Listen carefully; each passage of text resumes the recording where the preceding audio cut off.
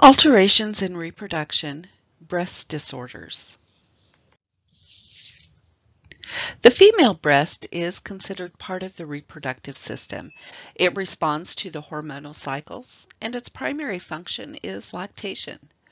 Breast disorder signs and symptoms include breast tenderness or pain, breast mass, nipple discharge, or change in the breast appearance. Mastitis is an inflammation of the breast tissues that affect one or both breasts. It's most common in lactating women. These clients will have a plugged lactiferous duct because of infrequent feedings, not emptying out the breast by alternating at feedings, or a weak infant suck, and it's usually caused by Staphylococcus aureus. These clients will experience fever, malaise, breast tenderness, pain, redness and hardness. A crack in the nipple or areola is usually found, and they may have enlarged axillary lymph nodes. We treat it by using appropriate hand hygiene, antibiotics, analgesics, heat, teaching emptying of the breast, using a pump sometimes, or systemic antibiotics. Nurses need to assure the mom that these babies can continue to nurse, but we provide client education on hand hygiene, lanolin application, massaging milk into the areola and nipple, or allowing it to air dry, and encourage the use of a supportive bra. So true or false? Mastitis occurs in lactating women as a result of a plugged duct. True. A breast abscess is a localized collection of pus in the breast tissue. It's often a complication of postpartum mastitis and, again, the Staph aureus. These clients have signs and symptoms of mastitis or purulent nipple drainage. We treat with hospitalization, contact isolation, IV antibiotics, an incision and drainage or I&D of the abscess. These clients need to be taught wound care, elevating the arm, no axillary shaving until that wound is healed, and to assist with the pumping of the breast as necessary.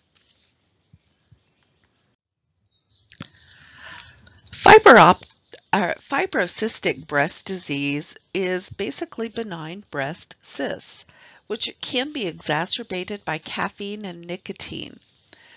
It usually occurs in women who are 30 to 50 years of age.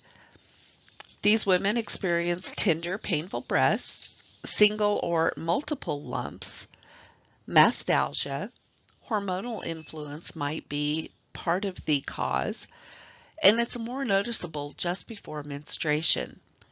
Diagnostically, we identify with physical and cytologic examinations, an incisional biopsy, mammography, and ultrasonography. We treat it with analgesics, oral contraceptives, cyst removal, and mastectomy. Nurses will teach that this condition often resolves with menopause, provide emotional support, and cold compresses. So true or false?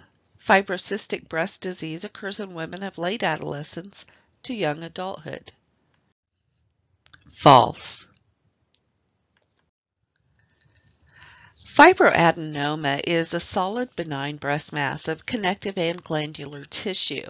There may be a hormonal influence, and sometimes we may see just a single nodule. There's no change with the menstrual cycle, and it occurs in late adolescence to early adulthood. These clients have a painless, non-tender lump. It's usually encapsulated, mobile, and firm. We diagnose it with ultrasound or an excisional biopsy, and we treat it by observing, excising, or removing the entire tumor. Nurses teach wound care if the tumor is removed, and we also teach breast self-exams if they're performed, and mild analgesics. Breast cancer is a mass of abnormal cells. Risk factors are many, but two of the main ones are being female and over 50 years of age. It could also be caused by a defective gene.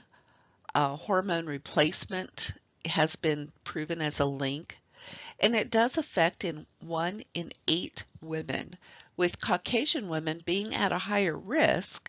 However, African American women die more often from it. These clients have a painless mass in the breast or bloody discharge from the nipple, dimpling of the skin or nipple retraction, asymmetrical breast size, or that orange peel skin. We diagnose through mammography or biopsy. Treatment is going to depend on the tumor staging, and it may include surgery, chemotherapy, radiation therapy, or immunotherapy. Surgical procedures may include a lumpectomy where only the tumor is removed, a partial or segmental mastectomy where the tumor and some breast tissue and lymph nodes are removed, a simple or total mastectomy where all of the breast tissue is removed, a subcutaneous mastectomy where the breast tissue is removed but the skin and nipple remain, a modified radical mastectomy where the breast, some nodes, chest muscle lining, and pectoralis minor muscle is removed, or a radical mastectomy where the breast, nodes, pectoralis major and minor muscles are removed. Criteria for the mastectomy choice will depend on if surgery is performed immediately after obtaining the results of the biopsy or shortly thereafter, and the type of surgery will depend on the stage of the tumor and the client's informed decision about treatment options. The current trend is to perform the least disfiguring procedure necessary to obtain a favorable prognosis. Complications of mastectomies do include lymphedema, especially where the lymph nodes or some of the lymph nodes are removed. Nursing management will help prepare for treatment and postoperative concerns. Postoperative arm exercises will be taught. These clients usually will wear compression sleeves.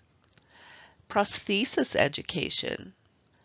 Encourage these clients to receive no injections, blood pressures, or IV sticks in the affected arm. Teach them not to sleep on the affected side, and limited weights with the affected arm. There's also organizations out there such as Reach for Recovery that provide significant support for these women. So, true or false? Breast cancer is staged, with stage 1 being the most advanced. This is false. Metastatic breast cancer is the migration of cancer cells to another part of the body, and it's spread by direct extension through the lymphatics, bloodstream, cerebrospinal fluid, lymph nodes, skeletal pulmonary systems. Lymph nodes, brain, adrenals, and liver are going to be the most common sites of metastasis. We diagnose with X-rays, MRI, CT scan, and lymph node dissection. These clients will require palliative treatment, intramuscular androgen therapy, or radiation therapy. We do teach that there is prevention with an increased risk, and these clients will require long-term follow-ups. Bilateral prophylactic mastectomy can be performed in those clients that have that increased risk. They could also do a chemoprevention with some cancers, and that would include using tamoxifen, raloxifene, and NSAIDs. We also have proven that there is an inconclusive impact with dietary issues. Cosmetic breast procedures include breast restriction, which is a refashioning of the area of a mastectomy to simulate the breast contour. And it can be done at the time of the mastectomy, or it can be done at a later time. What is optional is a nipple or areola. There are a couple of different types of implants, maybe saline filled. It could also be a silicone gel, which has been proven to have high complication rates. We can also use an autogenesis tissue, which does provide for a natural look and feel. We can do reduction mammoplasty, which is a breast size reduction, usually done in clients with a D cup or larger bra size. It is an overnight surgical procedure. We can also do an opposite breast reduction in a client who has had a breast reduction or has had a surgical procedure on the breast. It will help correct asymmetry, and it reduces the healthy breast to resemble the size of the reconstructed breast, and it's very similar to mammoplasty. We can also do a breast lift, which is called a mastopexy, which will correct sagging or low nipple placement. We can do breast augmentation using a saline implant, which will basically enlarge the breast. Nursing management includes preoperative and postoperative care. We put the client in a semi-Fowler's position and encourage pain management. And we teach the client to continue with mammograms, breast self-exams, and good supportive bra, in addition to appropriate exercises.